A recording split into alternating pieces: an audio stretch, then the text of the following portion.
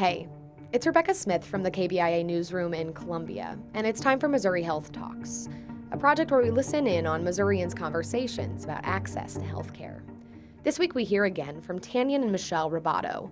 They're a mother and son here in Columbia, and Tagnan's a high schooler with high-functioning autism. They spoke about some of the struggles Michelle faced when she was trying to get Tagnan diagnosed as a child. Here's Michelle. It took me a while to figure out that there was just something a little different.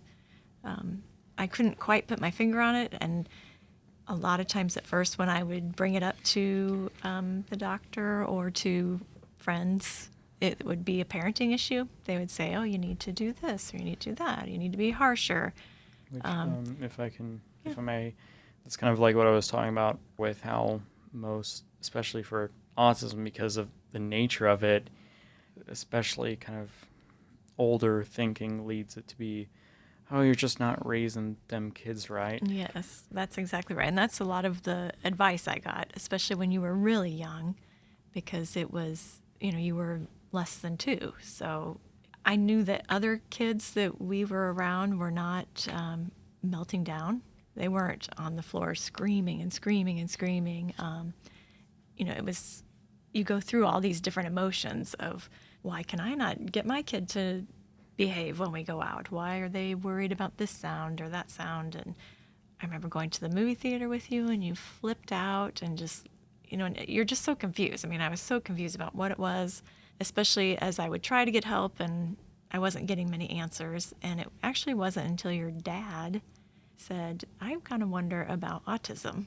And of course, my first reaction was, oh, I'm sure it's not that. And then Sarah was born, your younger sister. And it became like night and day. And I went back and I said, no, this is different. This is not a parenting thing. There's something. And so then it was so freeing to me to actually get a diagnosis. And I know a lot of people kind of gave me a hard time in my family about getting a diagnosis. Oh, why do you want to label them? But to me, it was, I then knew what I was dealing with. And I knew, okay, now we have a path. We know what therapies help. We know what therapies don't help.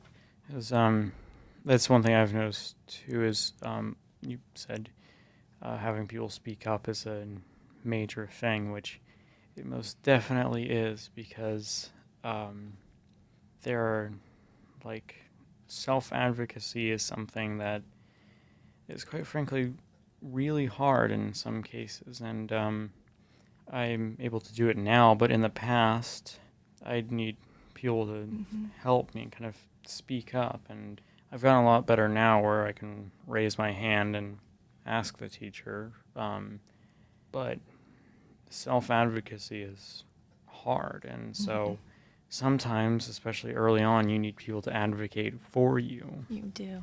Especially when you can't speak at all. Right. It's generally hard to self-advocate when you can't form words. And I should have just really trusted my gut more, because I knew there was something.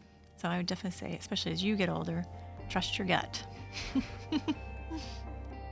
That was Michelle and Tagnan Ribaudo speaking about how difficult it was to get Tagnan diagnosed with autism as a child. That's it for this week's Missouri Health Talks. Tune in next week for more conversations from throughout the state about health and access. I'm Rebecca Smith.